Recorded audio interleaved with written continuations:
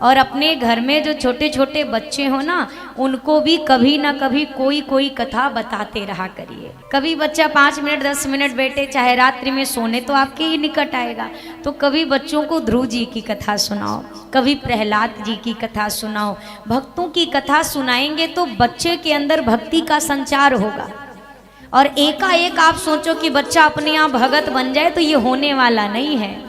जिस रास्ते पर प्रारंभ से बच्चे को चलना सिखाएंगे, बच्चा उसी रास्ते पे चलेगा। बात समझिएगा। अब आप ये चीज मान के चलिए कि इस समय जो पीढ़ी चल रही है हमारी आंखों के आगे, बस इसी पीढ़ी पर थोड़ा बहुत भरोसा किया जा सकता है कि ये धर्म कर्म करेंगे, और इनके बाद जो आने वाली पीढ़ी है उसके ठाकुर जी मालिक हैं।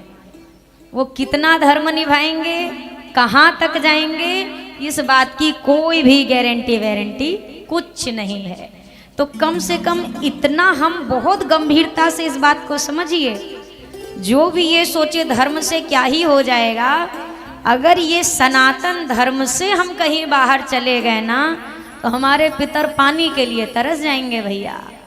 उनको कोई एक लोटा क्या, एक चुल्लू जल देने वाला नहीं बचेगा अगर ये पीढ़ियां चली गई तो आने वाली पीढ़ी को इतना सजग रखिए, उनको प्रेरित करिए, ताकि कम से कम वो तो अपने आने वाली पीढ़ी को कुछ सिखा सकें, कुछ बता सकें ना। आज के समय में शिक्षा व्यवस्था ऐसी है कि स्कूल से बच्चा संस्कार सीख ले, ना आज का माहौल इतना अच्छा है कि बच्चा संस्कार सीख ले। बची खुची सारी जिम्मेदारी आज के समय में माता पिता पर है। और अगर वो भी अपने इस काम से चूक गए, बस ये सोच लिया बच्चा स्कूल जाए और फर्राटेदार अंग्रेजी बोलने लगे तो बस हमारे बच्चे का जीवन सेट हो गया, उसका तो जो सेट हुआ वो ठाकुर जी जाने, आपका तो चौपट हो गया, आपका फिर कोई जीवन नहीं है। बच्चा जब उस मुकाम पे आज के समय पे चला जाता है तो पलट कर अपने माता पिता को ही नहीं देखता भैया। तो जब उसके भीतर संस्कार रहेंगे तब तो उसको इस बात का ज्ञान रहेगा कि मुझे यहाँ तक पहुँचाने वाला कौन है और माता पिता के प्रति मेरा कर्तव्य क्या बनता है।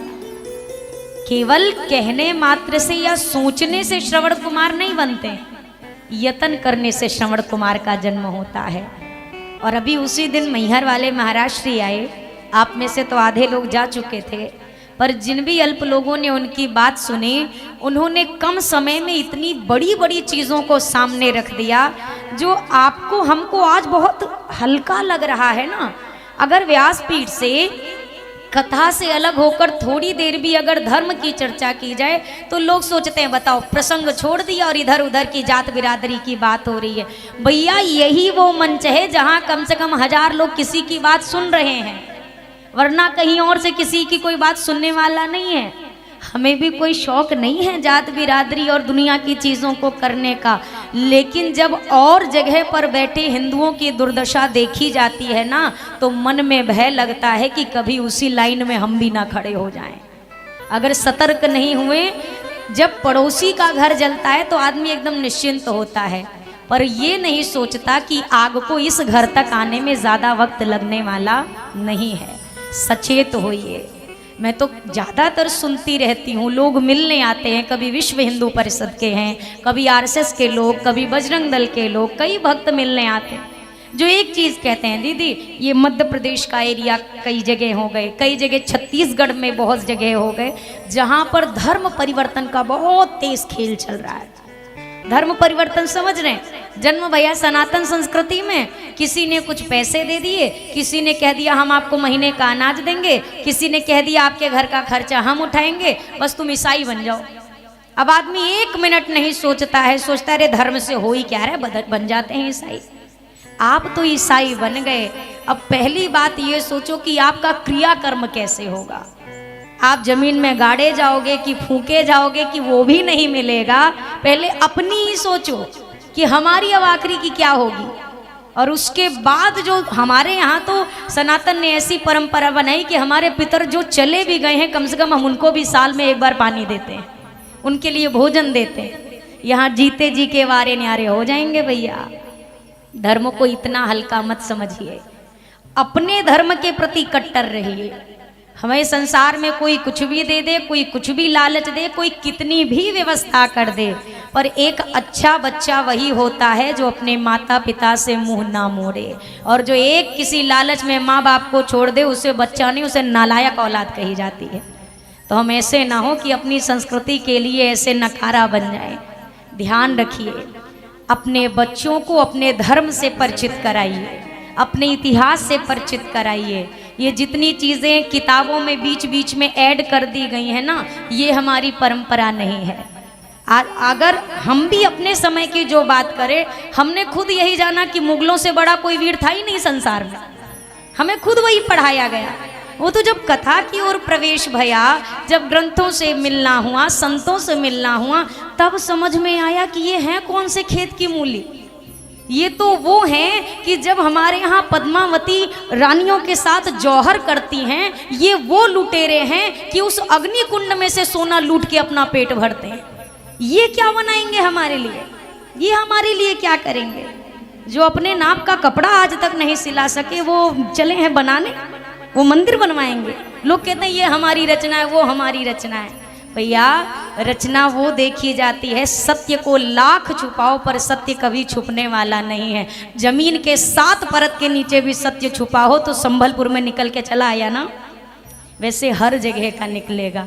मेरी प्रार्थना ये है, ये मानस की कथा बार बार कहती है भैया अपने धर्म को मानो। हमारे राम जी ने हमें जो परंपरा बताई, हमारे कृष्ण ने हमें जो परंपरा बताई, अगर हिंदू हैं तो कम से कम मस्तक पे एक तिलक तो होना ही चाहिए।